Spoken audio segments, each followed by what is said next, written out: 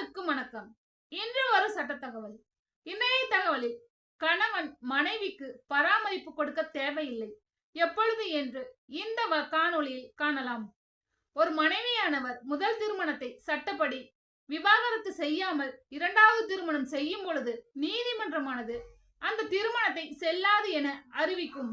அவ்வாறு அறிவிக்கும் பொழுது கணவன் மனைவி உறவு இல்லை என்றும், அதனால் கணவன் மனைவிக்கு பராமரிப்பு கொடுக்க தேவையில்லை என்றும் மாண்புமிகு அலகாபாத் உயர் நீதிமன்றம் இந்த வழக்கில் தீர்ப்பு சொல்லியுள்ளது.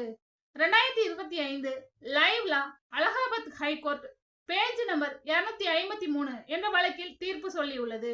எனவே சட்டப்படி முதல் திருமணத்தை விவாகரத்து செய்யாமல் இரண்டாவது திருமணம் செய்து கொண்டால் அது செல்லாது.